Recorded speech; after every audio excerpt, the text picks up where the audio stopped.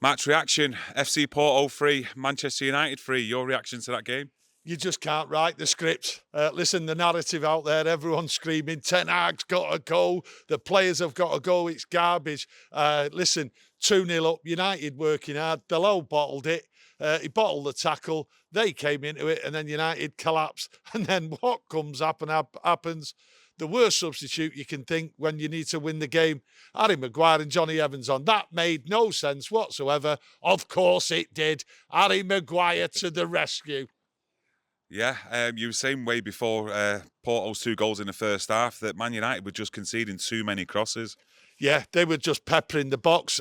No one was closing them down. I thought the wingers, Ahmad and Rashford there, just weren't closing down, helping the fullbacks. And the fullbacks weren't stopping the crosses. They were peppering the boxes. You could see it was going to come. How open were we?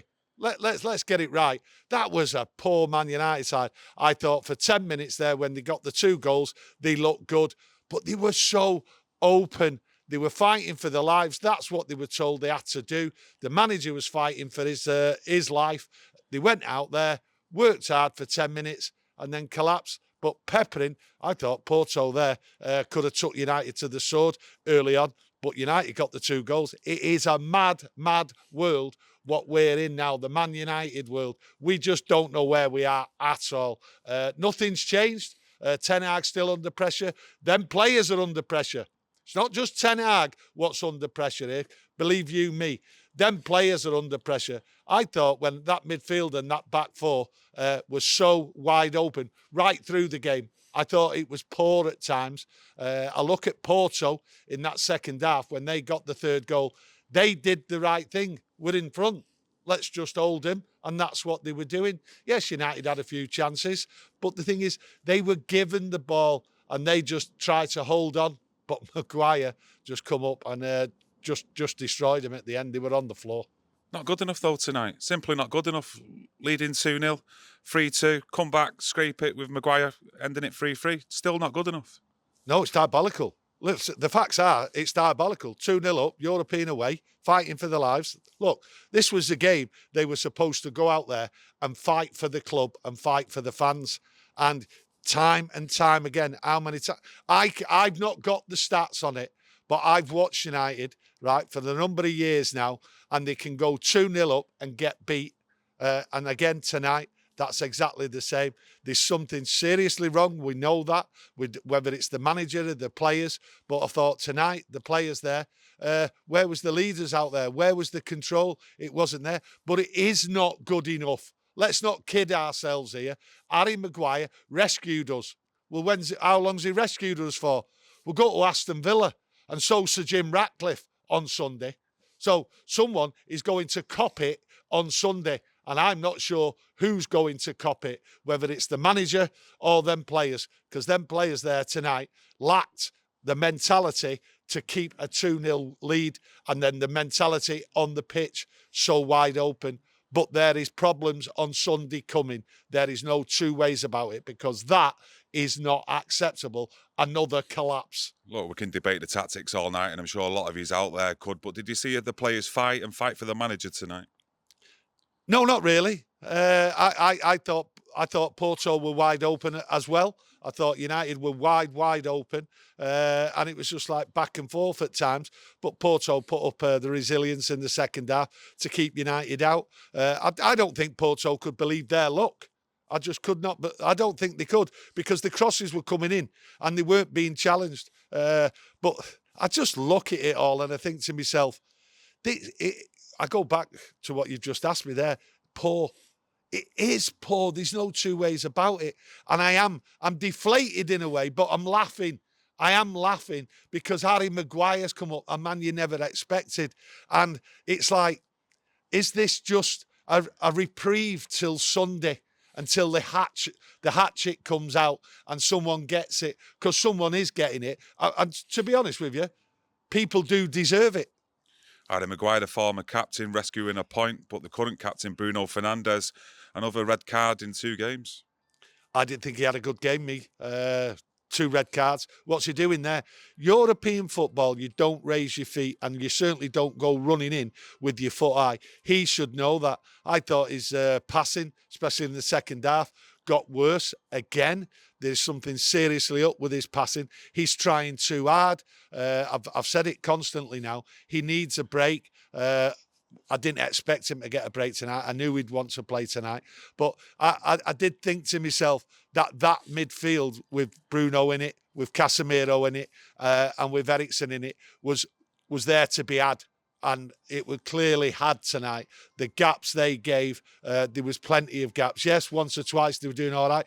But I'm going on about Bruno. Listen, there's quite a few players, but I thought Casemiro had a terrible game tonight, right throughout. I thought his passing, his running, and jogging back for that third goal as well. If you look at it, he was just jogging back. Yeah, the duels for De Ligt and Martinez. Well, for the majority of the game, they didn't win him, did they? And you've got to look at Ten Hag and the substitutions that he did make with Evans and Maguire coming on. In the end, it did actually prove to be the right one. But it was also good to see Rashford on the score sheet, Højlund back on the score sheet as well in his first start. I'll touch on De Ligt and Martinez. I thought that was horrible. Horrible game what they had. Horrible. They were too wide apart, not working together.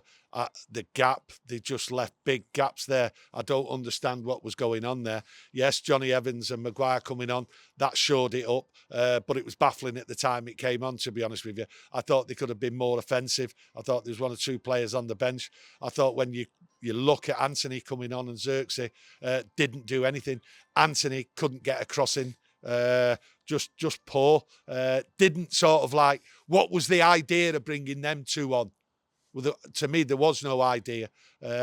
Just poor all round with the substitutes. But Maguire made up for it and got Erik Ten Hag out of a hole and got the rest of that team out of a hole. Yeah, I'm happy for Maguire on a personal level, but anything more to add?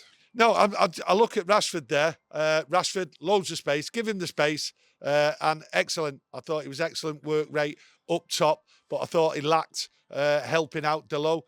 Hence Delo there not doing the job proper. I thought there was big gaps for them full-backs, really. They were left by Ahmad and Rashford. I've got to say, though, that's not just their fault. I didn't think for the goals today. You've got to look at the positioning for Casemiro and Eriksen, and especially for Porto's third goal. Casemiro not tight enough jogging for their midfielder to ping a ball in. No, I'm not digging Rashford out. I'm just saying he could have done more, just like the rest of the players could have done more. There was lots of players there who were running round, but not actually doing the job. Just not good enough, some of these players. And to be that wide open, really, when you look at it, it was shocking. And there's lots of blame all over. You don't go 2-0 up, right? And then just like collapse like that. But Manchester United, time and time again, just keep collapsing, and we got away with it. I wanted a draw. Well, I say I wanted a draw. I thought it'd be 1-1 tonight, and I'd have been happy with the draw, and I'm happy with that draw. I actually feel as though it feels like a win. That's what it feels like to me, to be honest with you, even though it's not, because we got out of it, and we go now in 3 days' time to Aston Villa, and we've got out of jail, and that's how you have to look at it. We've got out of jail, but we're back in the frying pan on Sunday, and there will be a meeting after that game. There is no 2 ways about it, and people should be fearing for their jobs. Anything more to add? Is that all done now? I'm not too sure. Look, I just look at it. I know a lot of people out there will be annoyed, disappointed, being 2-0 up and all that. And a lot of people will demanding Erik Ten Hag's job, and people will be demanding players' jobs, and people will be sticking up for Erik Ten Hag as well. And what you have to do, and Erik Ten Hag did say it before the game, you have to keep the faith.